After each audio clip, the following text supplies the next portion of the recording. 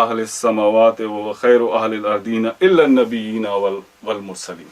हदीस जो बताई जाती है हज़रत अबू हुरैरा से कि वो फरमाते हैं कि हज़रत अबू बकर और उमर जो हैं वो अव्वलीन और आखिरीन में सबसे अफजल हैं, ज़मीन और आसमान वालों में सबसे अफजल हैं, सिवाय नबियों के और रसूलों के। अब ये हदीस देखो कितनी इसकी दलालत वाज़े है। अब ये उन्होंने इससे इस्तदलाल फरमाया, लेकिन अब ये कैसे मैं आपको बताऊं कि ये हदीस मसलन अब ये है मेरे सामने लिसानुल मीज़ान इमाम इब्न हजर अस्कलानी की रहमहुल्लाह की और रिजाल की किताब है। तो उसमें आप मसलन एक रावी हैं जबरून इब्न वाक़िद अल इफ़रीकी, उसके तर्जुमे में आप देखें और वो आपको बताएंगे कि इस आदमी से सिर्फ 2 हदीसें रवायत हैं। पहली हदीस है कि कलामुल्लाह यनसखु कलामी के, एक ये हदीस है, और आगे वाली जो हदीस है वो ये है जो मैंने अभी पढ़ी कि अबू बकर व उमर खैरुल अव्वलीन इला आखिर अल हदीस।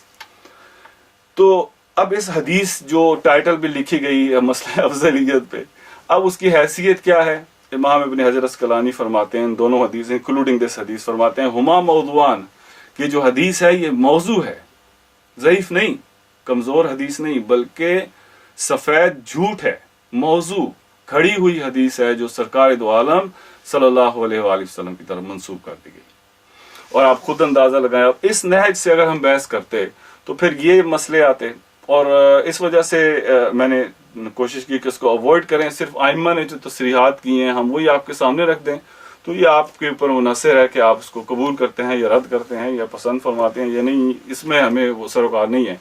हमें तो सिर्फ यह है कि अपना नुक्ता नज़र आपके सामने रख दें और इत्माम हुज्जत कर दें।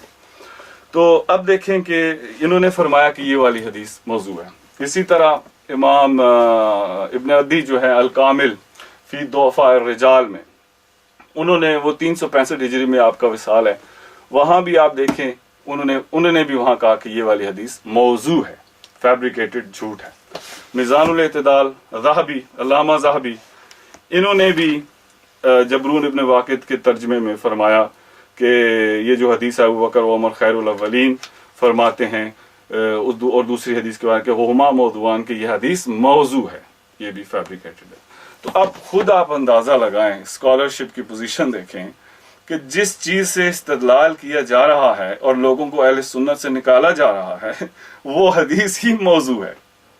तो अब मैं क्या अर्ज करूं? तो इस नहज को हमने अवॉइड किया, लेकिन ये 2 मिसालें मैंने आपके सामने सिर्फ रख दी ताकि जो साहिबान फ़हम व फ़िक्र हैं और दानिशमंद लोग हैं, पढ़े लिखे उलमा हैं, वो समझ जाएं कि मसले की नौइयत इस तरह से जाने से मसले की नौइयत क्या है।